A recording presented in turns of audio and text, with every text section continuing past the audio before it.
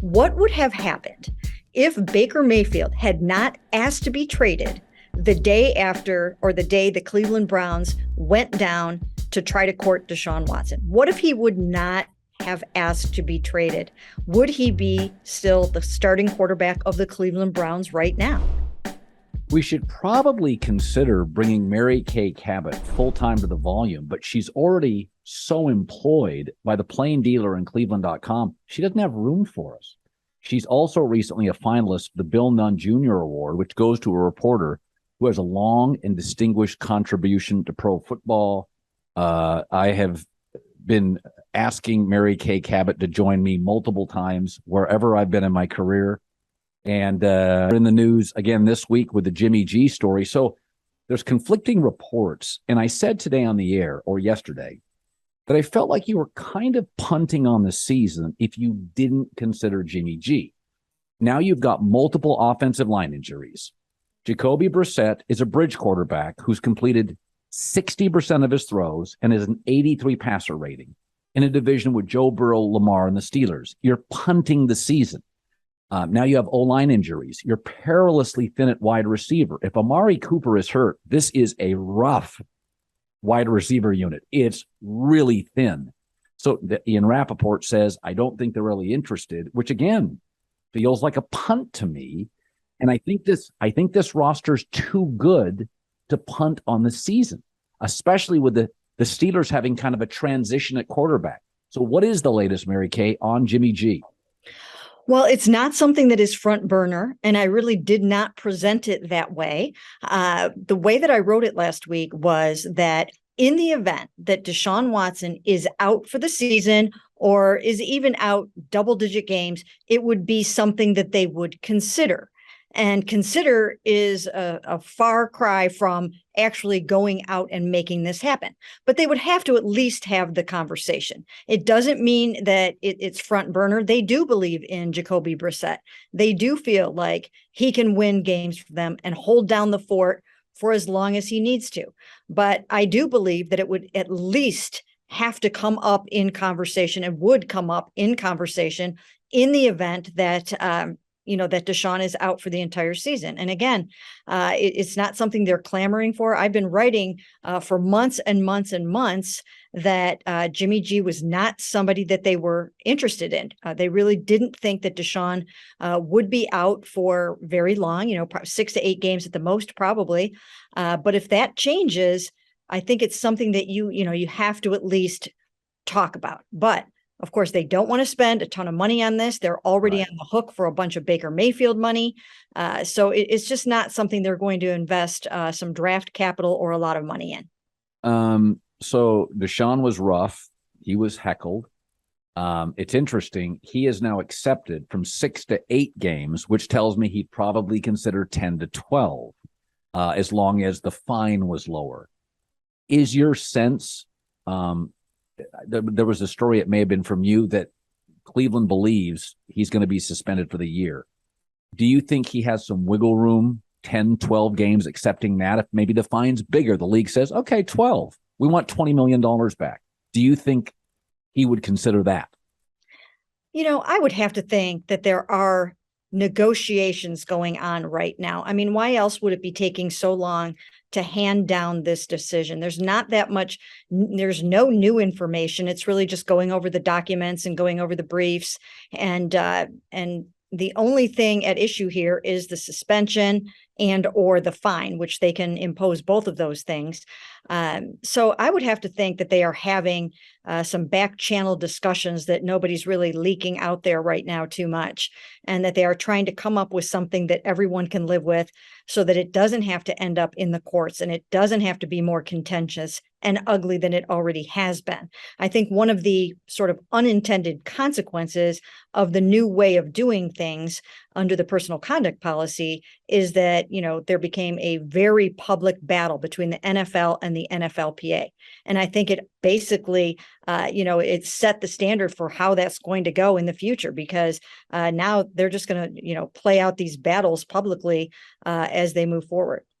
Mary Kay, for a variety of reasons, not simply just Baker Mayfield, but it was a really toxic last several years. Coaches fired, GMs fired. And then you bring in Deshaun Watson, and let's be honest, once again, it's the most toxic quarterback situation in the league. And I do wonder, there's a lot of good guys in this locker room. And there's a lot of veterans and a lot of promising careers.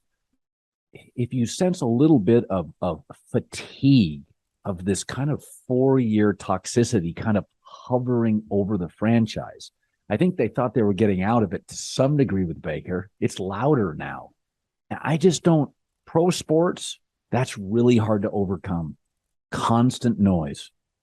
You're very right about that. I mean, look, if you look at this franchise over the last how many ever years, and you think about the Johnny Manziel era and the Josh Gordon and then the Baker Mayfield, I mean, it really has been one thing after another, and not a lot of it positive.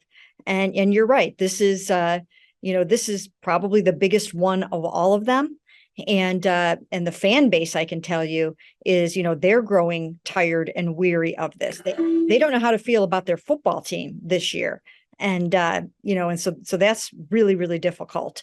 But in terms of the players, yes, I do think that there will be some players where the wind will go out of the sails to a certain degree, right, in the event that Deshaun is out for the season. There are players that came here just to have that opportunity to go to the Super Bowl and to play with Deshaun. Jadeveon Clowney is one of those players. Joel Bitonio, we talked to him the other day, and I don't know, I just felt like I saw some signs of distress on his face a little bit that, oh no, here we go again into another controversial situation, and this is going to be tough. So I do think that there is some of that going on. But however, I will add that I think Kevin Stefanski is really good at navigating these turbulent waters. I think he's sort of unflappable. He's got ice in his veins, and he's really trying to set the tone. But no matter how you slice it, this one's difficult. Yeah, I think Stefanski, actually, I think his demeanor, listen, Mike Zimmer was intense. And, he worked very well with Mike Zimmer. And Mike Zimmer was not for everybody. Kirk Cousins struggled. Some players struggled with Mike Zimmer, and Stefanski was great with him. So I do think Andrew Berry also, I don't know Andrew. I know people who know him very well, and they speak in the same terms. High emotional IQ, Stefanski, high emotional IQ. Realistically, with Jacoby Brissett, the numbers are, he's an 83 passer rating quarterback, barely 2-to-1 TD to interception ratio. He is what he is. He's a backup or a really good bridge.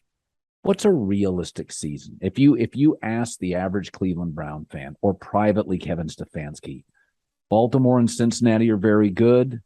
We may not love the Steelers quarterback situation, but Tomlin and that roster, it's pretty good. And now they found a star receiver, another one in Pittsburgh. That's what they do.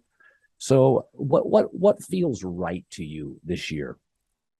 It's such a hard question to answer when you don't know how many games Deshaun Watson is going to be out. That makes it very, very difficult. If he comes back for the last 8 or 9 games of the season, I still think they have a chance. I mean, those are the important games. That's when you have to be winning and playing your best ball down the stretch.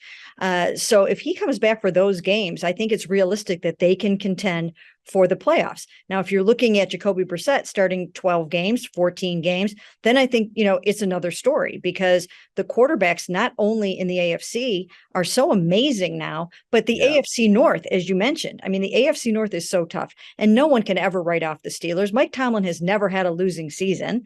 Right. And their defense is so good that no matter who's playing quarterback, they're going to wreak havoc. So you just can never count those guys out either. So if Jacoby plays the whole season, I do think that, I think that it's going to be a lot tougher to accomplish the goals that they want to, but they do have, I think it's going to be a dominant defense this year in Cleveland. I really do. And I also think, obviously, they have the running game. They have an amazing running game, and you can accomplish a lot with those two things. Mary Kay, as I look at the schedule, the Browns do get, to your point, they get a hell of a scheduling break.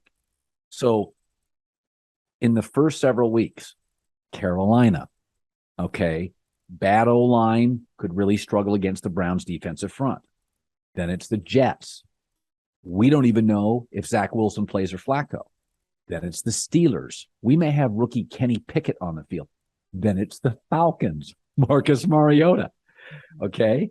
Then you look 2 weeks later, it's New England, where Matt Patricia's calling offensive plays. It heats up in late October, early November. They get Miami at home. Miami's got some push, but again, that's at home. Warm weather Miami, cold weather Cleveland. But to your point, it's about week 10, then you start facing the Josh Allens and the Lamars and the Bradys. So I think to your point is I wonder if optimistically, like when you cover these guys, I could see Stefanski saying, God, if we could just get a 10-game suspension, if we could get to 12 and we could be near 500, because Cleveland faces a lot of young quarterbacks and dysfunctional offenses and rebuilding offensive lines. Mm-hmm. If you know, you have to navigate when Baker was there, you were very early on this, where Baker was wearing him out. Mm-hmm. And you were pretty early on this. Like, they were over him last year about week 6, week 7. Mm-hmm. They have to be very supportive of Deshaun Watson. As you navigate this story, do you sense stress with Stefanski? Do you sense any of that in the building, management, executive Stefanski? I don't. And it's so hard to believe that, I know. But he is built for this kind of thing. And I think that was one of the reasons why they hired him. I mean, he grew up around sports. In fact, I mean, Ed Stefanski, who was an NBA executive his entire career. There's just something about Kevin Stefanski, even just for his age. I mean, he really is unflappable, and he's just a flatliner. And I do think that I think he's handling it all very well. Usually I can see those signs of distress on someone's face. You can, he does have a little bit more, salt and pepper in the beard now, but, right. But for the most part, he seems okay to me. I mean, he just, controls what he can. And I think it sets the right tone for the football team, because most of the players are, buying into that party line that, we're going to go out there and we're going to win games. And, a lot of coaches would not have been able to handle this the way that he has so far. You're a woman, you know the story on Deshaun Watson. It's predatory. It's, as Roger Goodell said, it's creepy. There's a preponderance of evidence. Let me just ask straight out, covering him, for you, what is it like? Well, there are a lot of challenges in covering this story. There are so many challenges because there are a lot of layers to it. You really have to it's a minefield to walk through. It really is. And so I think, anybody covering it right now, and, I mean, it's basically almost a no-win situation, no matter what you try to say or do. And, how we talk about players having to block out the noise. Well, I've had to do that for a long time because of, just Twitter and, some Baker stuff and all that kind of stuff. So I'm used to that. But I'm really having to do it now, just like a lot of other people are too, because no matter what you tweet, no matter what you write, you're going to have a segment of the population that is going to come down really, really hard on you. Yeah. It's difficult in many ways, just because, just from a standpoint of, you don't want to not give all due respect to the accusers. I mean, you really have to do that. By the same token, you have to try to maintain some type of ability to cover the quarterback that is involved in this situation. And so it's hard all the way around. And also, a lot of information it's hard to come by. I mean, we're kind of new to this story. There have been people that have been covering this story out of Houston for a long, long time. And then, he shows up on the Browns' doorstep in March, and, you have to try to quickly develop relationships and sources and do the best you can with it. So it's been challenging from that standpoint, but more so than anything, it's been very difficult to just to walk that fine line down the middle of, who's going to be, hurt or upset by all of this. Does Baker Mayfield still have allies in the city? Yes, I would say so. Yeah, he does. I mean, a lot of people have jumped off the bandwagon, but I will tell you, we have been covering his practices pretty much on a daily basis. in Carolina for Cleveland.com. I mean, not in person or anything, but, we kind of write about them each day. And they're some of the most well-read stories on the site every single day. So people still have an appetite for Baker Mayfield. Part of that might be because the Browns are playing him in the opener. Like, how can you have a better storyline than that from the Baker Mayfield saga? It's really kind of uncanny, but yeah, so that's part of it. But yes, there are people here that really still feel for Baker Mayfield. Well, I mean, listen, 2-time walk-on, underdog quality. Cleveland's felt beat up, I think, for decades in sports by the national media, the reputation.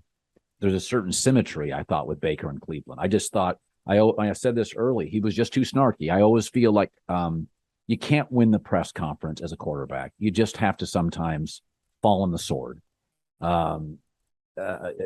Baker always felt like he had to win the press conference. And some of that's just he's a young 25-year-old guy. He's a kid. Mm-hmm. And so part of me, I do think he'll win that job in Carolina. And I think it's a bad O-line. So you know what I feel bad about Baker, Mary Kay, is a lot of times in life you get a great opportunity and you're not ready for it and you never get a second great one. Lane Kiffin.